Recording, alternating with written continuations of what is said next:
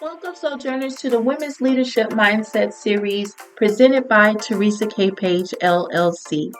My name is Teresa Page. I am your host and looking forward to spending these next few moments with all of you.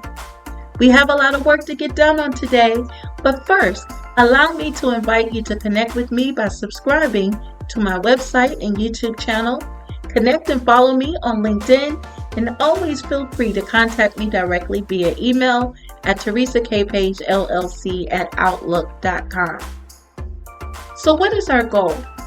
Well, as an author, speaker, coach, and mentor, my mission is to help professional women renew their leadership mindset with fresh fire and purpose through the mediums of leadership development and coaching services.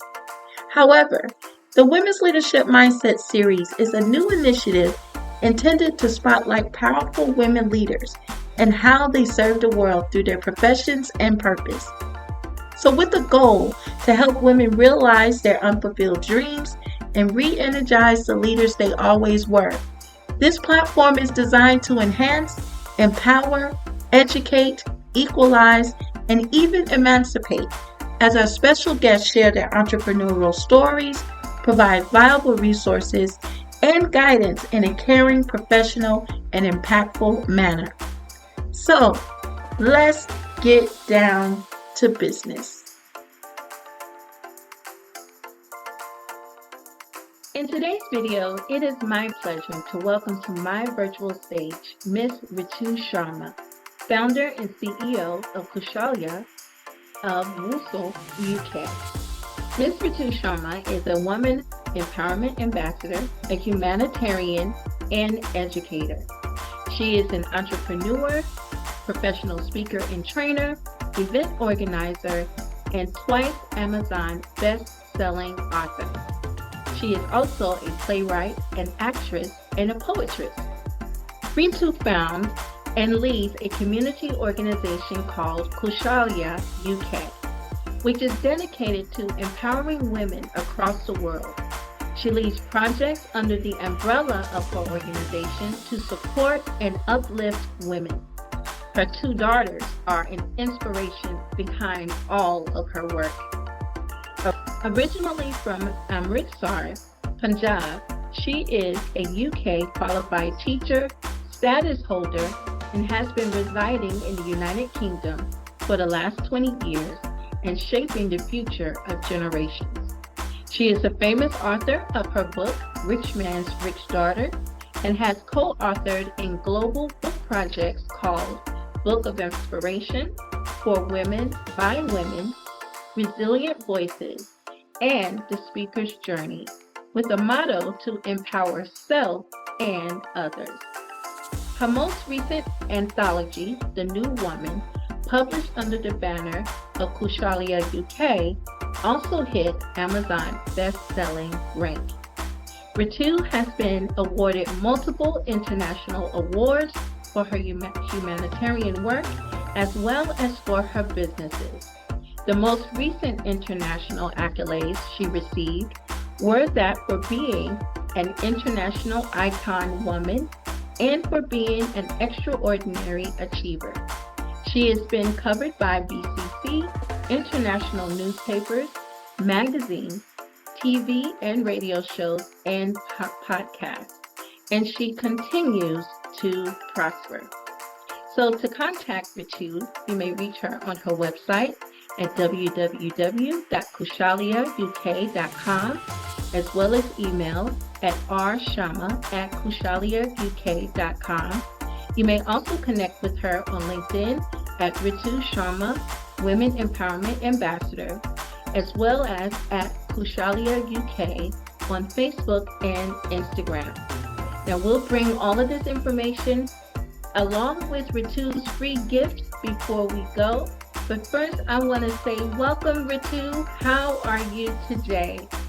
Thank you so much, Teresa. What a wonderful introduction. I am absolutely fantastic. Thank you so much. Well, thank you so much. It's an honor to be able to have you. You are my very first broadcast for 2025, and I'm so excited to have you here on today.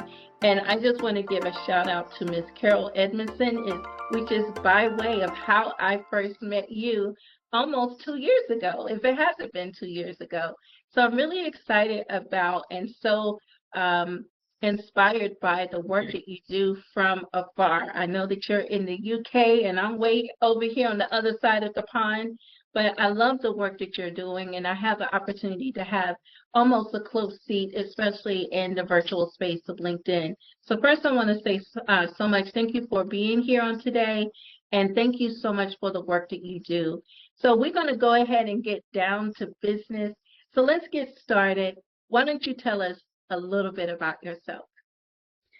Okay, thank you so much. I'm very excited to be here with you today, Teresa. Thank you for having me here. Thank you for giving me a platform to talk to more people and let them know about the little that I am inputting in the women empowerment arena. I am Ritu Sharma. I am originally from Amritsar in Punjab, India. I was born and brought up there. I am a teacher by profession, or shall I say, I was a teacher by profession. I absolutely loved my journey of being an educator. And as you may have heard, Teresa, once a teacher, always a teacher. Although officially, formally, I did give teaching up in 2019 because I had found the purpose of my life, which is the work that I do now around empowering women in a very holistic manner through health and well-being, through personal professional development, through providing them opportunities of growth as much possibly as we can, and also by supporting victims of domestic abuse. I've taken great pleasure in the work that I do, and it has been a journey and a half before I got here myself. But I am absolutely grateful to God, to universe, who put me on this path. And I'm a mother. I'm a mother of two beautiful daughters. And as you said very rightly in my intro, had they not been a part of my journey, I probably would have given up years and years ago and would not have been who I am today. So they keep me going. They keep me on my toes as well. But they are the light of my life. But of course, I have learned a lot on my journey, which I'm sure we're going to talk about in a minute. Self-love being one of the biggest assets, change being another one, because when I was not in a space of growth, I was wary of change. I did not enjoy it. I did not like it. I did not welcome it. But as and when I grew in many ways, I have started loving the change that happens every now and then, and that's professionally and personally, and intellectually and spiritually, and all other ends you can imagine. I can go on and on, so I'll give you a chance to ask. Well, Richard, that is so awesome, and thank you so much for giving us a little bit of insight. You said something that really struck me just right off at the very beginning. So, as I mentioned, I hope you don't mind going down a couple of bunny trails with me. There was maybe about two things that you said that I would like to explore a little bit. And you shared that that you started out in your career as an educator, but then you ran into the purpose of your life. I want you to talk a little bit more about that. What actually kind of spurred that transition, and what made you, or what was the point where you said, I need to let this go, which is pretty cool, being an educator, to step into that purpose of your life? What was the catalyst for that? More than one, really, Teresa. I mean, I think the catalyst started working at a very young age when I was young, little, with my little inquisitive mind, being a part of a very conservative family. The part where I come from, even today, girls, and I'd like to think that it's changing, and I know factually it's very gradual, the changes. However, in my times, which was like good 30 years ago, let's say, um, girls/women could be educated, could be in good jobs, but their ultimate goal was to get married and serve. And that's how they were brought up, and that's why they were brought up. I was educated in the best schools, colleges, and universities of my town, and I think that's the best gift my dad gave me. That's the best gift any parent can give a child, giving somebody a mind of their own. But I was in a situation, I was in a circumstance where I was given a mind, but I was not allowed to use that. That is frustrating as hell. That kills the soul if that happens. So I challenged quite a few things along the way while I was still a little young person, little girl. And of course, that was not welcome or appreciated in the household that I existed in, and the surroundings as well. I would question if there was inequality, if girls were not given equal opportunities as boys just because they are girls. So I used to challenge a lot. I used to challenge my dad a lot, who had a big personality. And he was a very dominant figure in the whole family, where even the adults would not question him. And then this was his youngest daughter, little one, coming around and asking why. Why shall I do this? Or why are you asking this to be done? This is not fair, or this is not right. He did not like that. And I mean, nobody would have, given the position he was in, of respect and dominance. So I went through that, and that led to for me to experience honor-based abuse when I was in my 20s. And that kind of shattered my whole existence, where I'd started questioning even my existence and the family dynamics I was in. I started questioning their relation to me as a person, as a daughter. And I felt very misplaced, and I felt very lonely and left alone and not cared for, etc., etc. How you would in an honor-based abused situation. You would not feel loved or cared for, or even seen and heard. So I felt like that, and that kind of shattered my existence to minimum. I did not want to continue to live. I was 21, Teresa, when I attempted to take my life. And it was not because I'd fallen out with my parents, or it's not that I'd asked for a gift and I had not received it. It's none of material things or childish things, let's say. At that point, I had kind of come to a conclusion that I was not needed, that I was not loved, that nobody would care if I went.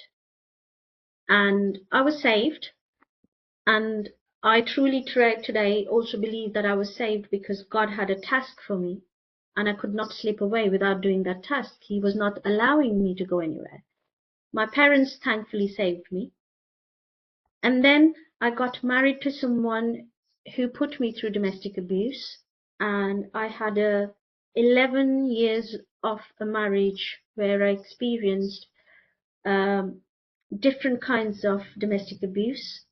Not the physical so much, but emotional, financial, predominantly mental abuse and manipulation, coercive control, and the whole shebang.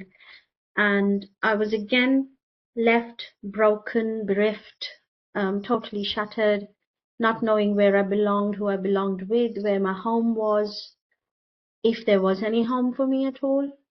And my biggest worry in those years was that for my daughters. And through that came the biggest inspiration as well, Teresa, because when it got to a point where it could not get better and I could see that, it was my daughter's presence that inspired me to get up and create that change, because I did not want my children to think this was the norm. And because we are a certain color or a certain gender or a certain race, we have to live with this. I did not want my children to think it was okay. So I made that little change. No, it wasn't little, it was a huge change for myself, which I had to push the whole existence of myself to be invested in that change. It was really difficult. It was very hard to make. I totally believe there was God's intervention in that, because I truly did not have the power and courage to do what I did. And when I came the other end, I realized that it was not exclusive to myself or even to my race or my culture. It was not exclusive in any shape or form to me. Therefore, I decided that I wanted to speak up about it. I decided that I wanted to do something about it. What, I had no idea. the voluntary sector, the community sector, I've only known about these terminology, let's say a year from before today. But I just had this passion, this drive that I wanted to contribute. I wanted to do something. I wanted to give the learning that I have had, and I wanted to apply it. And I wanted women to find out that you don't have to prove anything to anyone. You find the way you are. You're enough the way you are. You don't have to be a certain way to be loved. You're very lovable as you are. The right people will love you. The right people will accept you. Even if you question everything, that they're going to be okay with that. They'll give you answers. It's the wrong ones who'd be threatened by your questions, by your voice, by your presence. And once I started doing this work, Teresa, it stopped feeling like, it never felt like work. Not for a day. I've been doing it for nearly 6 years now. Not for a day I have felt that I am working. I'm so driven by this, whatever it is I'm doing. I'm so driven by the whole thing. It feels like this is it. This is what I'm here for. This is the task God has assigned me to do. And I have to do it with all my ability and all the resources I have. And I've got to invest myself in. Therefore, the purpose of life. It keeps me going. It makes me happy. It's very rewarding. And although I loved my time as a teacher, I absolutely enjoyed my teaching time with my children. But I totally believe this is what I was born to do.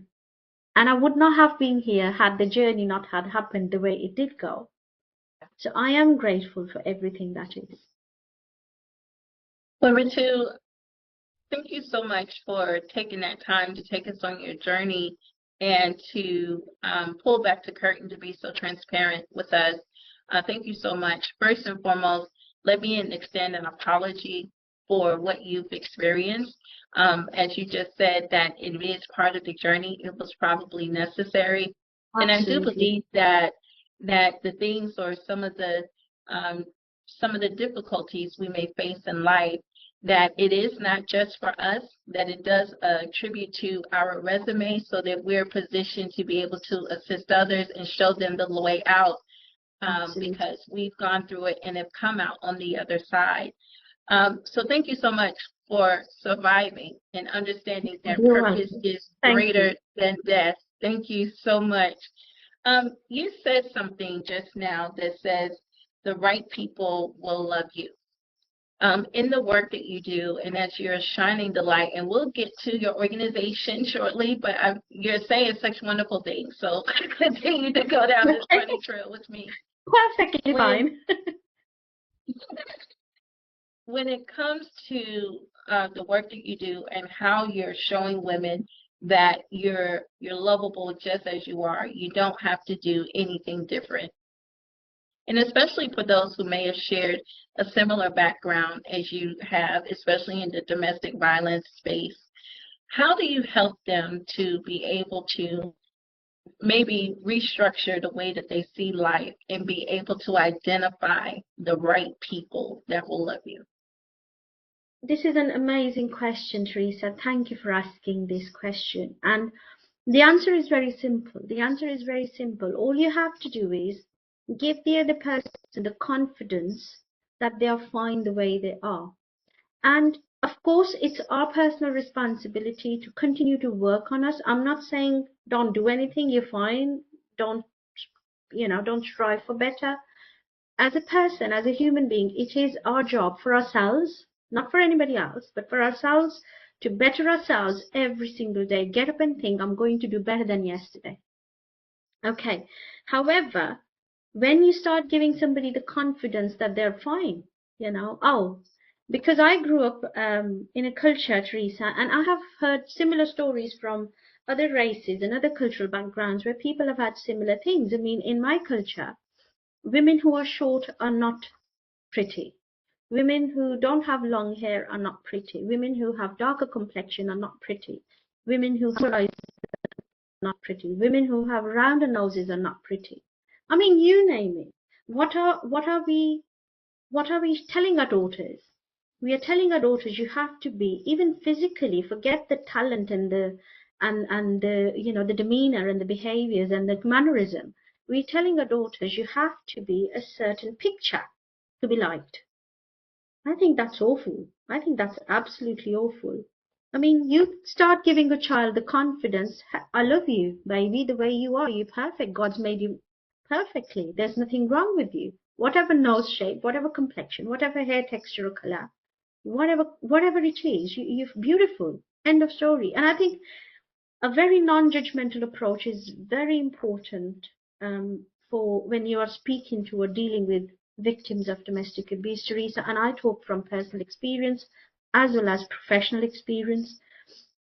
When a victim knows that they're not going to be judged for what they've been through, because there's such thing as victim shaming as well. I'm sure you've heard of it, and that goes around a lot too, right?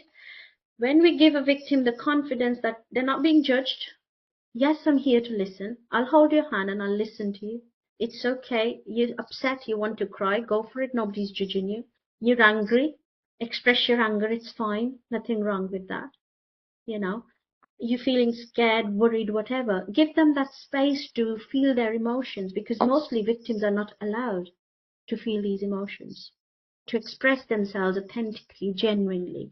So when you give them that safe space and unconditional love, if you say, even in a professional setup, when you give them that listening ear, non-judgmental approach, a humane approach, I think that works wonders.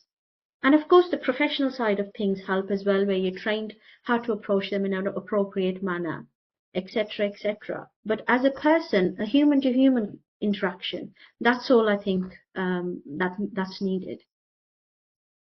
Well, that's awesome. Thank you so much for giving us some insight there as far as creating that space where you're giving that confidence as well as having that no judgment space.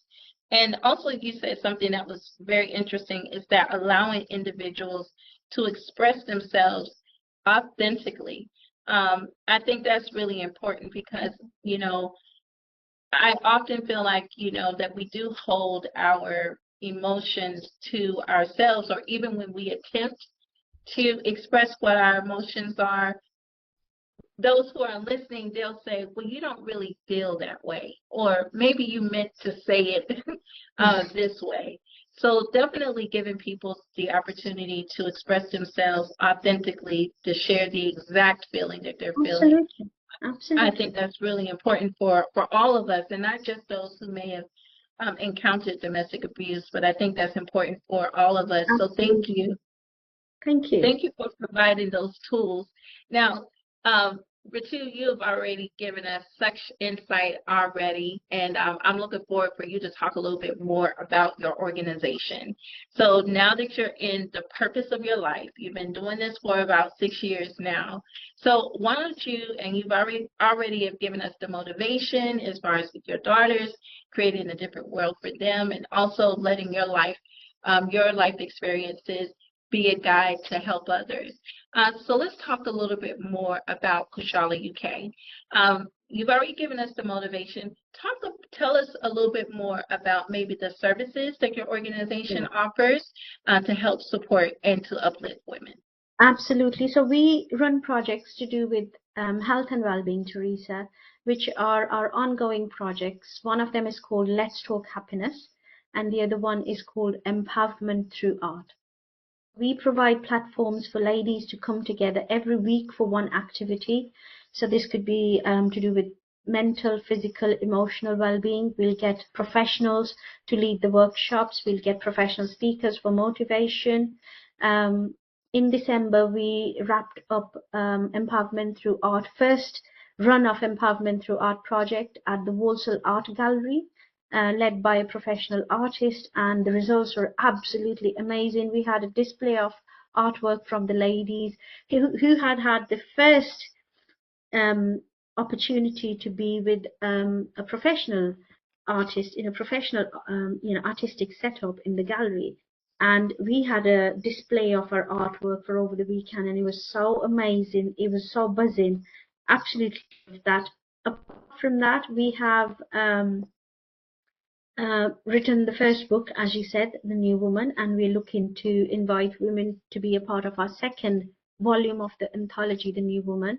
And we're looking for empowering stories. Each one of us has got that. Each one of us has a story, and we've got elements of empowerment in that. You may not see much of it, but I'm sure if you stood up and shared it, there'd be so many lives that we touched. We have online presence where for the last 5 years, we've carried on running online speaking rooms. We called it Women Empowerment Event and Men Are From Mars because we wanted to include men in the dialogue as well. Apart from this, we do one-off events like in January, we have our Mental Health and Domestic Abuse Awareness Conference, which is happening on the 24th this year. In February, we've got a little community fundraiser. In March, we obviously will celebrate the Women's Day. In April, we have got a bigger fundraiser. We're also rolling out our theatre production this year, which is also around mental health and how it is still deemed a taboo in our society, in our social norms, and therefore we're challenging that through the theatre production as well. Then we continue with a much bigger, larger scale fundraising event in May. June, we'll have a day retreat for our ladies, all the ladies who are attending all our different workshops. July, we take it easy because it's kids' holidays, so we give that little break to people. We carry on with our regular stuff. July and August, we take it a little slow. September, we have WOW Awards, which is Women of the World Awards, which we did last year in Birmingham as well, and we continue to do that. Again, that's to honor, I gave a shout out, acknowledge people, women predominantly, but also a couple of men, women predominantly, who are doing some great community work, Teresa, on the ground level. These are people who are not working to get awards and accolades. These are people like myself who are working because they want to work in this area. And they're doing everything they can do, and they're investing all themselves, plus their resources, plus their energy, life into it, really. And we acknowledge and we give people that spotlight to say thank you so much for working for the community. We appreciate it. So September we do that. October we have Diversity Day. We celebrate ourselves. We celebrate the diversity we live with, and which I'm very, very dedicated to as well. And in November again, I'm sure there is something, but I can't remember. and we continue with that. Basically, we keep ourselves really busy with lots of different things all year round, and it's amazing stuff. Amazing team of people. Thank you. So, number two, from the entrepreneurial perspective, you have the entire year already laid out and already have your objectives as well as events already scheduled all the way out to the end of the year. So I want to stay kind of in this organizational entrepreneurial space for just a moment. Yeah, sure. First and foremost, now I know that you do support women that may have suffered domestic abuse in their lives. Is that your only niche, or do you have other niches that you, as far as to bring other women into your circle? So, as I say, we run events, projects all year round, Teresa, anyways. And the funding scene is uncertain, as everybody knows. But we carry on. If we have to, we'll beg people to the professionals to come and do our workshops. So I think I want to get a T-shirt made which says, "If we have money, we'll pay you. If we don't, we'll beg you." Right. And you know what? People are kind. Thanks to God, there are many kind people in the world who would come out and say, "Yes, I'd like to offer my help here. I'd like to offer my services," which is amazing stuff. And we have at times run the projects for 6-7 months without any funding.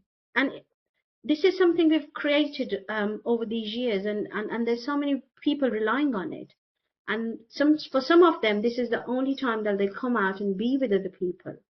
And this is their inspiration. This is where they come and fill themselves in from. So we don't have the heart to discontinue it. We have to carry on. But as far as the domestic abuse side of things is concern, Teresa. We have service providers for helping women.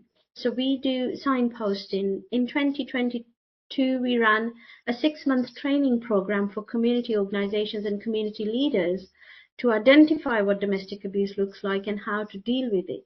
Because these are the first port of contact people. So we gathered good 22 people locally who already are leading communities.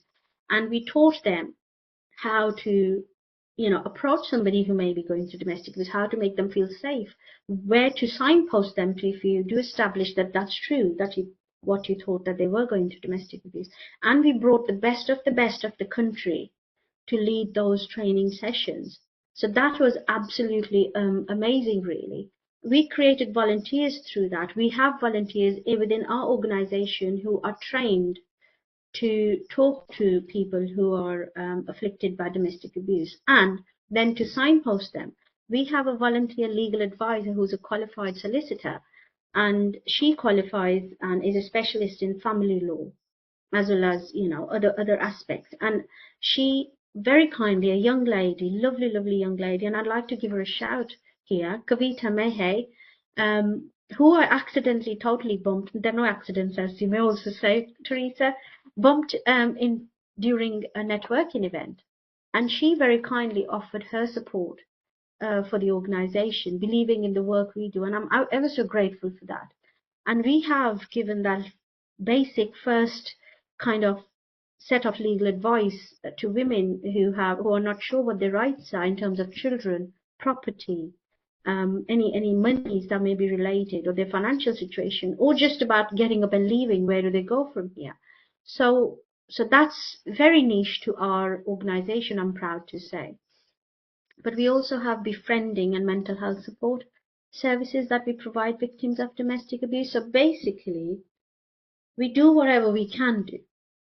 That's how I'd like to put it. There have been times where somebody's been at a refuge and they've been given a space, but they didn't have any pots and pans, or they didn't have, the food to be able to carry on. So we've done that for them. We've done the hygiene products for them. We've done clothing for them. So whatever basically we can do, and thankfully I'm surrounded by some very kind people, genuine people. So if I had a query come in and I stood up to ask for donations, I've never been disappointed by God's grace, and we've done whatever we can do within ourselves. Sometimes we've reached out to people outside the group, and it's worked. We make it work. Let's say that. God makes it work somehow. So it's all great. Absolutely, absolutely. I want you to tell us a little bit about your fundraisers and how some of our listening audience would be able to contribute. So tell us about some fundraising opportunities and give us a little bit more insight. And this is definitely information we can share in the bio. But tell us how the listening audience can contribute to the work that you're doing. Thank you, Teresa. So the first thing we're going to do this year, very soon, is we're opening a shop where we will be collecting donations of women's clothing. And again, the idea is to generate funds to continue with the work that we are doing, because as I say, funding is an uncertain business. We want to carry on with the work regardless. We don't want to take a break because the funds have, disappeared. We want to be able to continue with the work. So we're starting a shop of donated good quality clothing, which we'll also sell then to generate money. But we also have fundraisers, as I say, a couple of them at a large level, but a couple of them at a smaller scale. And we invite women and give them an opportunity to let their hair down, to get beautifully dressed, to come and have good food together, have a dance, enjoy the company, enjoy the evening together. So we give them that kind of opportunity. The awards are also used as a fundraiser. We are looking obviously for sponsors to continue with these big events, and we'd be very grateful if any of our listeners would want to do that. If it's a business, small business, size business, large business, great, excellent. Please come along, please support.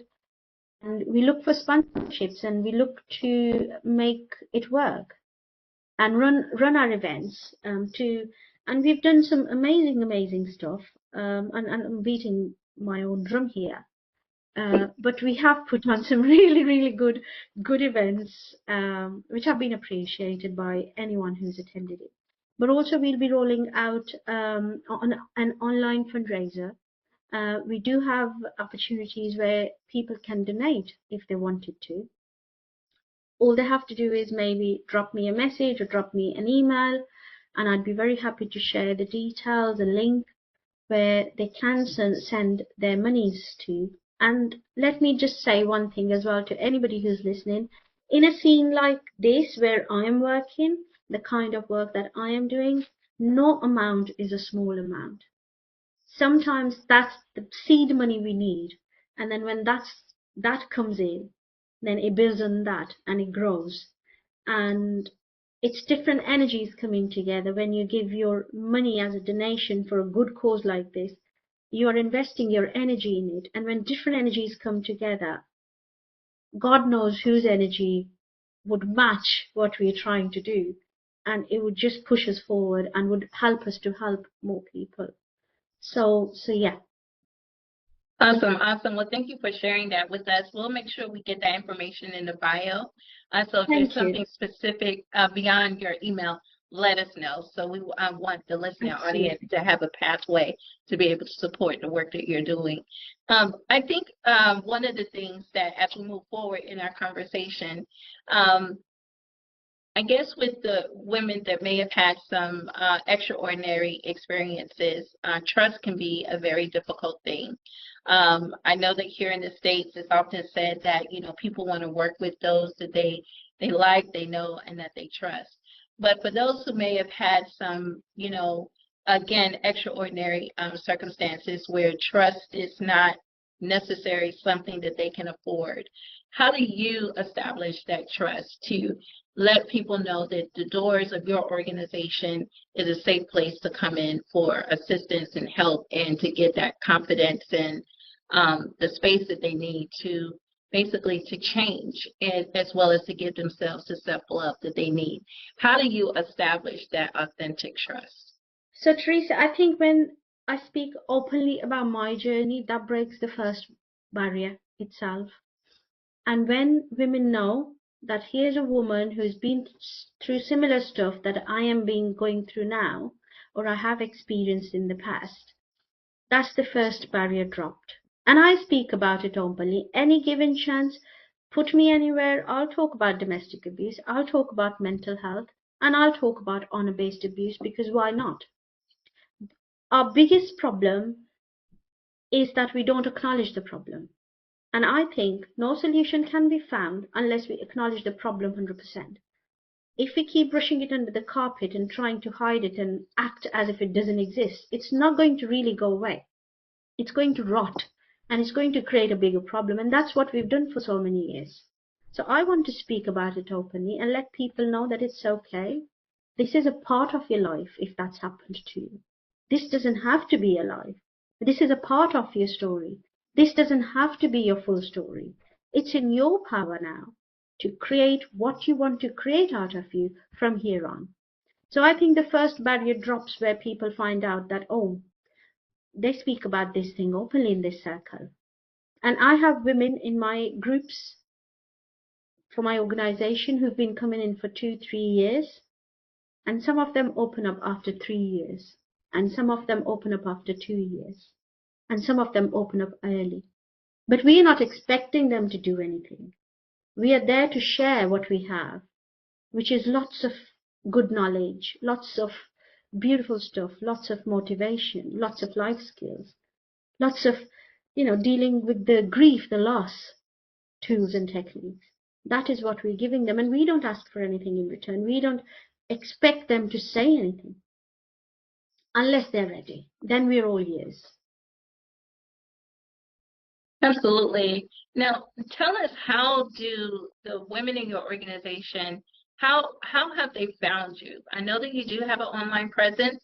I have had the honor to attend a lot of your online events. Even had the pleasure of being one of the panelists from one of the Yes. men are from Mars a couple of years ago. That was a really fun experience. But how do women find you? I know that you're local there in the UK and around Birmingham or Walsall, as the kids said. I hope I said that correctly. How do women Perfect. find you locally? Yes, ma'am. So how do people find you locally? They know to come exactly where you are. As and do you also have it so your organization, with you having an online presence, is it also possible for women who may not be local to you to still be a part of your organization online? Can you talk about those two things? Absolutely. So locally, I have a set of wonderful, wonderful volunteers now, Teresa.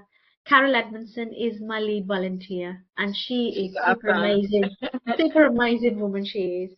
And there are others, and when they see value in what's been given to them through the projects that we run, I think most of it is through word of mouth. But I have been told that we are good at stating what we are doing and what we have done and what we've achieved online as well. So through online presence as well, I think people get to know the work we do and they can see how the impact it has and so on and so forth. In terms of online presence, for now, to be very honest, we don't have a set platform where we can invite people from internationally, although we had we had some of our authors, co-authors for the anthology were international. We had a lady from Africa, from India, we had a lady from Bangladesh. We had quite a few ladies who were not from the UK. So we have a reach like that. But what you're saying is, as if they want to be a part of the organization, we do have a WhatsApp group where the conversations and discussions continue to happen, and everybody's welcome to share their take and about their work. That's what we do. And nobody's restricted from sharing anything about their work, which is authentic. We love that. We want to promote that. We want to support that. And even if it's not just work related, if somebody wants to get inspiration and motivation, you're welcome to join that WhatsApp group. It costs nothing. It's never going to cost anything. You get to advertise yourself for free if you're into it. If not, you make some great friends. Well, that's awesome. That's awesome. Now, Ritu, now you're 6 years in. You're doing the work of your life, which I'm really excited about. And, you know, as we know, mainly from an entrepreneurial point of view, that things could get a bit interesting when you're building something, even if it is the purpose of your life. That building Absolutely. process it's a bit interesting. So, in the time that you've been in operation with your organization, with Kaushalya UK, why don't you share with us even either your most funny or your most intense behind the scenes adventure that you have experienced while building upon this purpose of yours? Most funny. I suppose it was. Or most intense, whichever. I think my biggest thing was, I mean, up till now, and it was a few years ago. It was when I was about a couple of years in, and I was rearing to go. I was just going, and I was going at a great speed. You know, when you're new into something and you're so excited and so, and I get some crazy, crazy ideas, Teresa. And bless my husband, he's the one who encourages them. But I get some really crazy ideas. I call them crazy, but they're amazing. They're beautiful. I absolutely love them. Eventually, some of them drop out, some of them continue to take shape, become something out of it. But we've got to give it a go. Anyways, so I had loads of ideas and I was implementing most of them and I was pushing to get where I wanted to get to and where I wanted my organization to get to. Only a couple of years. And I didn't even know how this voluntary sector works, to be honest. And I didn't know the technicalities. I will not claim to know them even now. I'm learning, right? Everybody, all of us are learning. But a couple of years in, and uh, a CEO of a big organization who does similar work sat across the table from me and very blatantly she said, "Why are you working in domestic abuse? Leave it to the experts." Wow. I was shocked at this slash statement, whatever she was making. I was really shocked because I was not, in my head, I was obviously not competing with anyone. And I was Right. not even competing at all, nothing. I was just doing what was right for me. And I was wanting to share the learning that I had gathered on the way. And I did not see myself as an expert, anyways. But I was an expert because I had lived experience. Right. And I think no professional degree can teach you what lived experience can teach you. And I don't say Absolutely. it from a space of bragging, I say it from a space of understanding. And and she ran a big, huge organization which was dominating and everybody knew about and existed for 28 years. And I did not understand where it was coming from. And then within the same conversation, somehow she let slip, "Oh, my workers are feeling threatened of you." And I was taken further aback, like, why should anybody be threatened of anyone at all, anyways? Right. Right? I came back hurt and upset and confused because from a senior who'd been in that field for so many years, I would expect encouragement, if nothing more. Encouragement. Right. You're doing good work, Ritu. Carry on, well done. Or you can do more in this, or we can maybe get together and do more. Right. Or you know, but that was a big learning, Teresa. And I don't want to feed this emotion too much, but that was a moment of learning, I'd say. That each one of anyone who's looking at you, anyone who's watching you, they'll put their own spin to whatever you're doing. They'll take it in their own personal way. It's got nothing to do with you. It wasn't personal. Of course it wasn't personal. The lady didn't know me personally. It wasn't personal. But then that was a big moment of, and when you learn in a jolt, when you learn in one shock, that learning never goes away. Yeah. So that was very upsetting moment for me, but thankfully it also brought a lot of learning, which kind of then humbles you, and you're like, you're okay. There'd be setbacks, there'd be people judging you, there'd be people saying things behind your back, but I never started out for them anyways. In the first Exactly. place, that's not what my aim was. I was not out there to please them or to be, buddy with them or be pally pally with them. I was here to do something that I believe my creator has set for me. So even if I do 10% of that to the best of my ability, even if I can make life easier, better, nicer, more understood, but 10 women in my entire life, if that's my capacity, then I'd be happy with it. I'd look back and I'll feel fine. I can die in peace. Absolutely. Absolutely. Well, thank you for sharing. That was a jolting moment. But thank you so much that you were able to accept that as a learning lesson and to understand to keep moving forward. Now, Ritu, we're going to start downshifting, but we still have a little bit to talk about. And Oh, thank you for hanging with me and also answering some of my extra questions. But as you know, this is the Women's Leadership Mindset Series podcast, and I believe that every woman is a leader, regardless of the capacity. absolutely. Yes. And I believe that every woman has a controlling influence, whether it's over a particular domain, a cause, a people, a territory, or a region. So, in your own words, what kind of leader would you say that you are? Oh, lovely question again. uh, Heart-centered leader, Teresa. I believe I'm a heart-centered leader. Um, I did not sit down with a pen and paper and put a strategy down when I started out. I followed my heart, and that led me to beautiful places. Of course, it's there is a strategy, there is a need for a strategy. I mean, as I grew, I learned that passion is great driver and enthusiasm is beautiful thing to have and for you to carry on and the motivation to do so. A strategy would actually make things not easier, but kind of simpler. And then one form of learning will not need to be repeated then. You can go to the next bit then, you can get to the next level, and then you can work up from there. But I definitely started out being a heart-led, heart-centered leader. And I am pleased with that. I may look back and think I didn't have a strategy, I didn't have a business plan when I first started out. I did not think of it as business. Honest to God, I just thought, this is what I'm meant to do, this is what I'm doing, end of story. But as I grew into my business and into my leadership role, I have understood that strategy is a great thing to have. Business plans are lovely to have, they're very useful.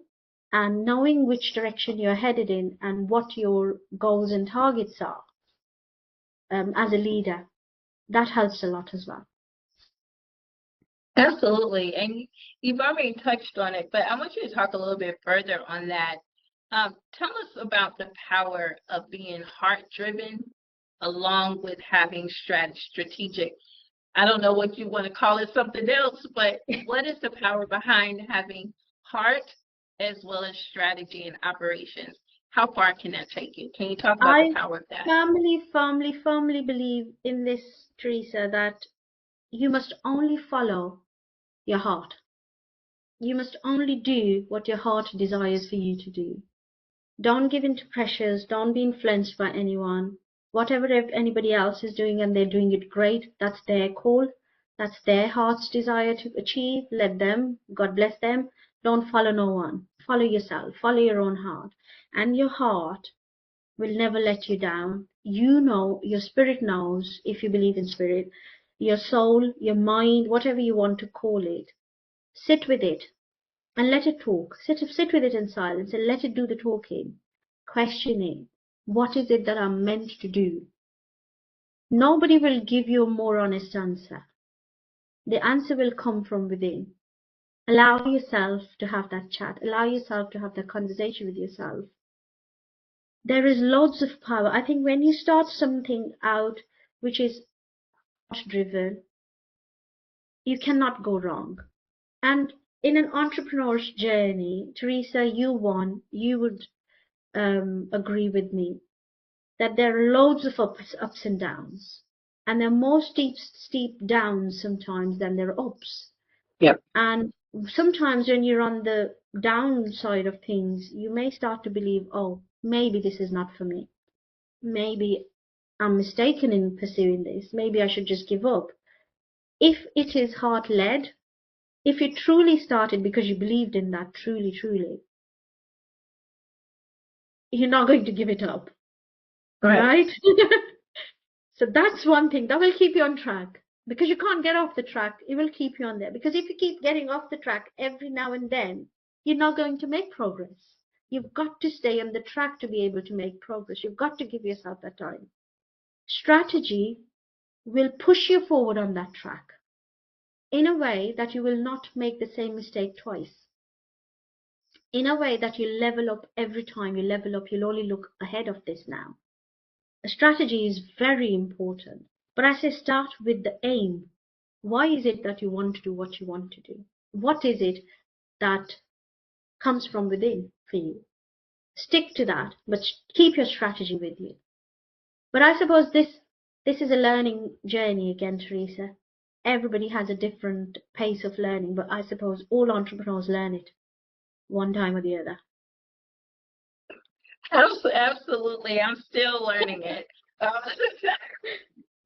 I'm still learning it, but thank you so much for giving us that insight about that. I want to talk about something that you mentioned earlier, and I don't know if you remember saying it, but you were saying that there were two assets, self-love and change, are two assets, great assets to have. And so what you know a little bit about me, about Teresa K Page, LLC, is that I am passionate about employing love as that ultimate success factor to renew women's leadership mindset with fresh fire and purpose. And I do believe that love is more than an emotion, that it is an actual game changer for us, to give us an edge, whether it's in business or in that shapes our leadership abilities, that helps us to be present for our teams or those that we serve, to help us to be knowledgeable about the things that we do, to gather that strategy for the work that we're doing, as well as be benevolent in our community service. So understanding all of that, and then also understanding that you also view self-love as an asset. How would you say that love has tangibly shaped you as that heart-centered leader that you are? Oh, what an amazing, amazing, amazing question, Teresa. Thank you for asking. I had no self-love and self-worth for a very, very long time. If I say for the first 36 years, I did not believe in myself at all. The confidence I showed was fake. I was an educated woman. I was a qualified teacher. I made my own money. I was not dependent upon anyone financially. It was the other way around. But I still didn't believe I was good enough. I still did not see the worth that I carried with me. For first 36 years is when the journey started. I think it was my 40th year of my life when I started to believe in myself and started to see worth in me. And it was a painful time because then you're looking back and you're thinking, oh my days, for 40 long, long years, what was I doing? So to start off with, there was no love I carried in myself. The love I carried in myself was all for others. I loved unconditionally and loved deeply and truly. But then, of course, you would know, and any women who are in that position or have been in that position at any point would know that when you love from a space where there's lack of self-love, it's not going to go anywhere. So although I had talent and I was qualified and I was educated and I had a good job, and out from the outlook of it, everything was perfect and under control, inside was empty and hollow. So when I started pouring in myself and I started learning about self-love and started believing in that, that is when I actually created authentic Ritu Sharma. And when I understood the importance of self-love, I could not stop talking about it. On my 44th birthday, or was it 40th birthday, Teresa, I started a series, which is somewhere on YouTube, God knows where, on self-love. And I made 40 episodes of self-love based on a book around self-love called 40 Rules of Love. It's an amazing, amazing book, and it totally blew my mind. And I made a whole series on self-love, right? But then once I understood this is the key, self-love is the key to anything that you want in your life. Because really, if you keep ignoring yourself, how long for can you love somebody else? You'd be exhausted before you know. And you know how there's this thing where they say, you can't pour from an empty cup. Absolutely, you can't. And you shouldn't Right. attempt to, right? So, and I obviously was very set in my ways of thinking when I was young, as most of us are, from the kind of family we come from the kind of culture we are from. So, from the culture I came from, a young girl would grow up, learn how to cook, clean, look after the house, get married, have children, stay there forever until she's dead. So she can die, but she can't go anywhere from there. Right? Yeah. So that's the mindset I had as well. So I was brought up like thinking like that you don't, that's it, this is your, tunnel, and this is where you've got to be. And when I discovered that going through that path and not getting off it was killing me, it was ruining me, it had destroyed my soul. I was totally lost, if anything. I changed it. And when I did that first change, it was very, very difficult to do. Then I had started having fun with the change, Teresa. I All did the right. first change. It was like, very hard. Second one, not so hard. Great results. Third change, oh, this is good. I can do more of it. Fourth one, oh, this is fun. Fifth one, let's go for it. What's next to change? And you know what? If you asked me today what I was 20 years ago, that girl does not exist. Yeah. So I've shed layers and layers, and I believe each one of us has got layers and layers that we carry with ourselves because we're expected to, been asked to, we've been taught to. Once we challenge everything that we are, and we start unlearning what we've learned on the way to make room for new learnings, that is when the actual game starts. That is when the actual fun happens. And I absolutely love change now. I thrive on change. And I keep looking within myself for change and outside for opportunities to change. Absolutely love it. And I love myself now. That's awesome, Ritu. You love yourself now. And I also like what you just said. The game changes when you unlearn. So thank you for giving us some You know what I'm insight there. talking. You know exactly what I'm talking to. Exactly. Exactly. So that's so awesome. The change can be fun. It Absolutely. absolutely can be fun. Thank you so much for giving us some insight. Now I know we're starting to shift, but you're saying such great things. It's making this podcast go longer. But thank you for hanging out with me. I want to go back to something that you said earlier, and if you could just talk about it from a high level.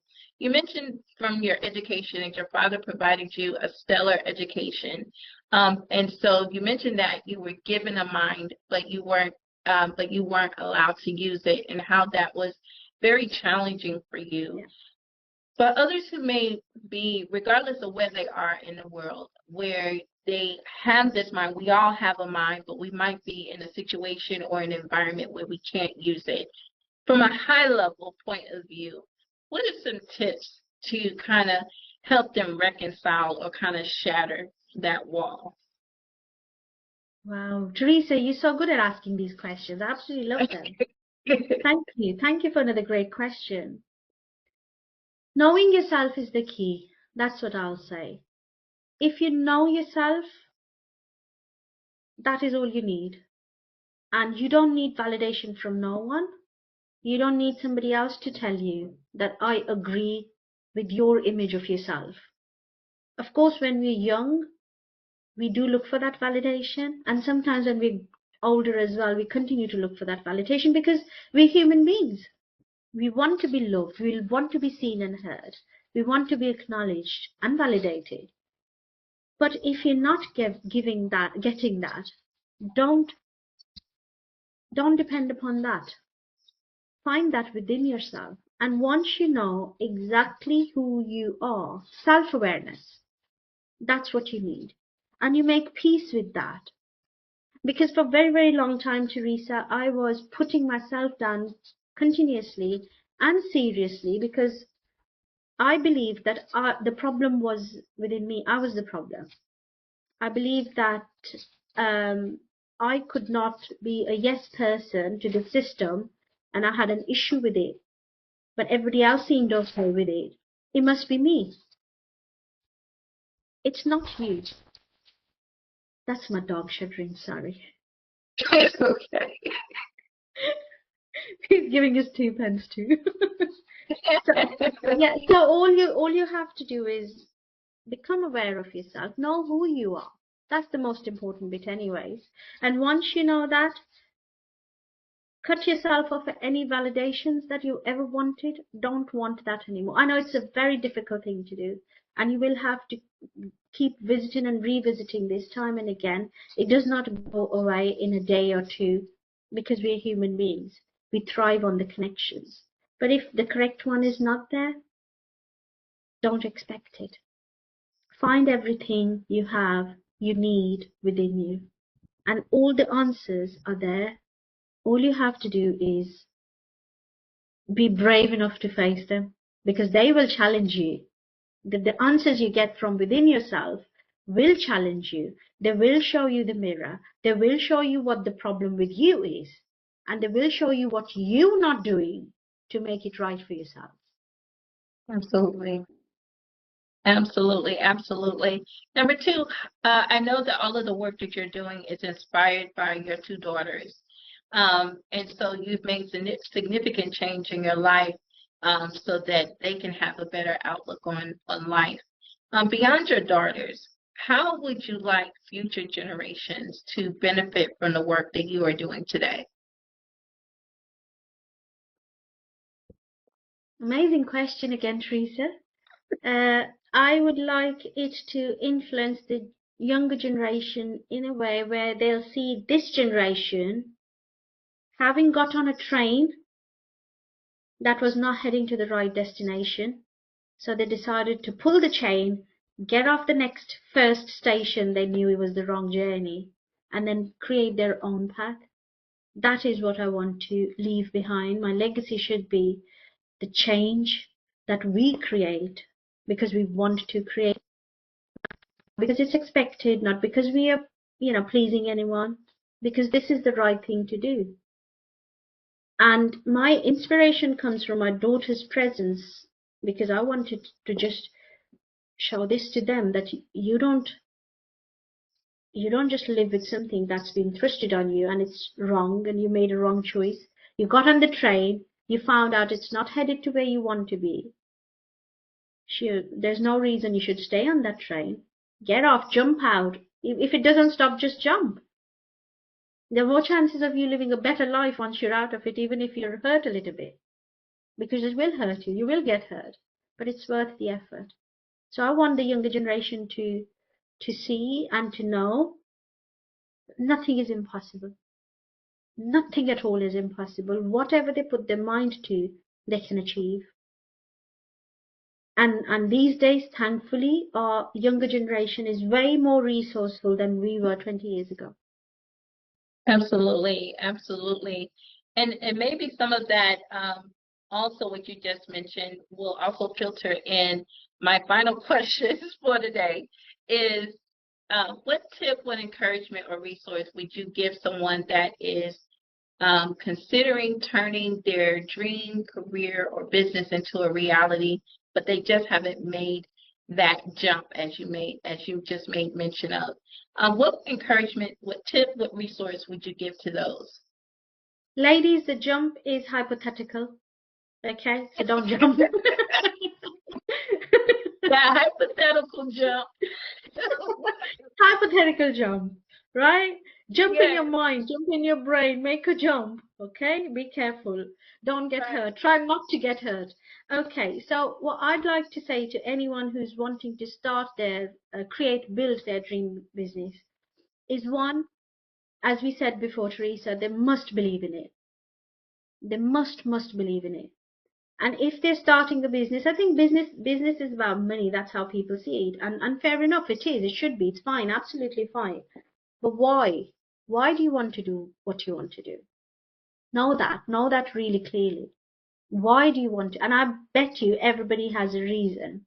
When they start out, there's always a deeper meaning and reason behind it. Why? Why is it that you want to do what you want to do, what you choose to do? If you can find a good guide, mentor, coach, find one. It's great to have learning which is already available there. You don't have to reinvent. None of us should have to reinvent the wheel. There is no reason for us to drain ourselves trying to find things which have already been found and established. We should be able to access that learning in an easier manner. Find a mentor, a coach, somebody who will guide you on that journey. Have a strategy. That would be beautiful. Have a strategy. Have the passion, have the drive, have somebody's hand to hold on to guide you, and have a strategy. Absolutely. I love that. Absolutely. Knowing your why, having that guide, and having that strategy. Now, in that same vein, someone like you, Ritu, who's 6 years in, they found their passion of their life. They're 6 years in, still doing the work. What resource, what tip or encouragement would you give to those who are already in the dream, They already know the why, they already have the guide, they already have the strategy, but they're feeling a little bit frustrated, a little bit stuck. Oh, What all would you I'd give want to to them? all I'd want to say to them is they're already winners. They're already there. All they have to do now is keep going, keep bettering themselves. And I'm no different to anybody else, Teresa. There are days when I do question every single thing, but then I can't get off the track because I know I'm doing the right thing. I know this is what I'm meant to do. This is what I was born to do. So I'm going to carry on doing that no matter what. Money, no money, funding, no funding, whatever, beg or pay, the t-shirt's coming. And it's so people who already are working towards their dream, who already have a strategy, who already know their why, I'd say to them, you are almost there. Just keep going and keep finding ways of of making better choices, making better decisions, getting bigger, becoming more successful, and surround yourself with positive, hyper people who want to do similar good things, great things, and who'd give you encouragement if you're a little down, because we all need that at some times. Keep going, just keep going. You're good. Awesome, awesome. You're already a winner, the audience. Keep going.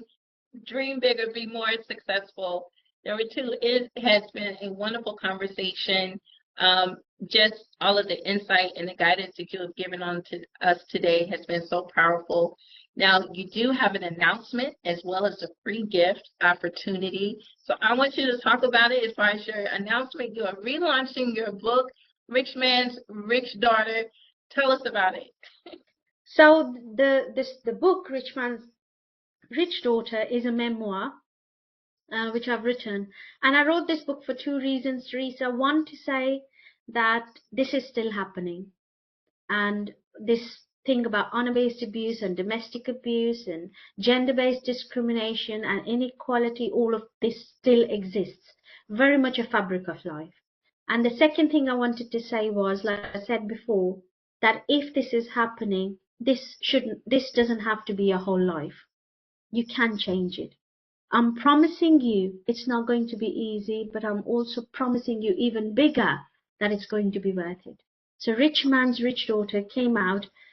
It was initially called, the first edition is called Rich Man's Poor Daughter. But as the journey moved forward, I decided I didn't want to be the poor daughter anymore. I am the rich Absolutely. daughter. So I've renamed it. This edition, the second edition, is called Rich Man's Rich Daughter. So in a couple of months' time, we'll be relaunching it. It will be available on Amazon, and people will be able to buy it. Awesome, awesome. Now tell us about your free gift. Now this is an amazing free gift. You're offering the opportunity to be a co-author in your next anthology, The New Woman. Tell us a little bit more about this opportunity. So The New Woman is another Amazon bestseller that came out in 2022, July, and it's a compilation of 33 stories of women from across the world, with amazing, empowering stories around all sorts of different issues, including domestic abuse, mental health, work-related issues, racism-related issues, being displaced and having a refugee status, how coming from a war-torn country, terminal illness, and all these wonderful dynamic ladies. And I burst with pride when I say this, Teresa, that all of them coming out the other end and now doing some amazing work where they're not just making it good for themselves, but they're also helping others to better their lives. So we want to leave that legacy behind where somebody picks this book up, reads it, and their mind's totally blown away with the pain that these women have experienced, gone through, but they've not given up. They've not let it be. They've done something with it. There's this amazing lady whose story is in the book, and she was being kicked by her ex-husband while she was burning, literally in flames on the floor. So Oh he was no. kicking her while she was lit. Oh no. And now that lady is a healer. That gives Absolutely. me goosebumps when I'm saying this. She's an amazing healer now, and she's got such beautiful people around her, and she's serving humanity. So we want to leave that behind to say there is suffering and pain, but that does not have to be our whole story. That only has to be a part of our story, a catalyst, as you say. So the next New Woman, Volume 2, we're looking for similar stories of empowerment, of inspiration, of something you've been through, and all of us have been through that. People who don't put their hands up when we ask who's had a difficult life, was that a challenge, they are lying, right? So everybody has been assigned something, and that's how the design of the world is. So when this book comes together, they become a source of continuous inspiration, a reusable resource, which I'm going to die, but these stories are going to be there. All of us are going to die in a few years' time. These stories are going to be there to inspire people. Absolutely. And for those in our listening audience that would love to partner with you in this regard, what would be the tentative deadline for this particular opportunity? We have not set up deadlines as such, Teresa, to be honest, but we are rolling out the project this year. And the idea is to have it all sorted by the end of the year. So maybe we'll launch it in the start of the next year. But we'll give ourselves this whole year to bring people together and to compile stories. Awesome, awesome, awesome. But thank you so much for giving that opportunity to our audience. We're going to make sure that information is in the bio so that those who want to be a part of this experience can definitely connect with you directly. Now, Ritu, I cannot say how much of an honor and a pleasure it has been to sit with you in this conversation. I greatly appreciate your authenticity, your transparency, your heart, and just the work that you're doing. And I just want to say thank you so much and just keep going. You keep going. There you go. Keep shining that light. Keep going. Absolutely. Absolutely. So as we prepare to bring our conversation to a close, what are your final words to our listening audience? Final words.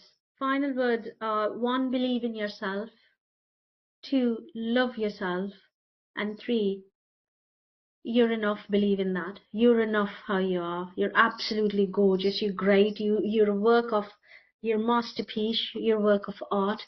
You're perfect the way you are. Just love yourself really, really hard. Love yourself so much that nothing gets in the way. And believe in yourself, girl, and go get it. You're worth it. Awesome, awesome. So audience, if you hear that, believe in yourself. Love yourself. Don't just love yourself, but love yourself hard. And understand that you are perfect and go get it. So Ritu, it was such an honor. So thank you so much for joining us on today. Well, ladies, we want to say thank you for joining us. Remember to connect with Ritu by connecting with her on her website at www.kaushalyauk.com.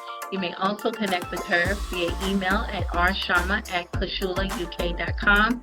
Be sure to also follow her and to send a connection on LinkedIn at Ritu Sharma, Women Empowerment Ambassador.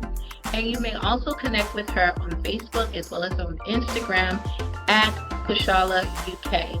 Remember to keep an eye out for the relaunching of her new book, Rich Man's Rich Daughter, that's coming soon. It will be available on Amazon, but you may also find additional information in just a little while on her website as well as on all of her social media. And for those of you who want to take the opportunity to take her up on the opportunity to co-author with her in her next anthology, The New Woman. For those of you who may be interested, you may connect with her via email at rsharma@kaushalyauk.com. And also, please check the bio because Ritu is also going to give us additional information on how you can fundraise or sponsor her cause to continue to uplift women so that they can go further in life. So we're going to make sure all of this information is in the bio. Now, leaders, do you have an important story to tell that would inspire others to step into their dream career or their dream business? If so, check the bio so you can learn how to become one of my special guests.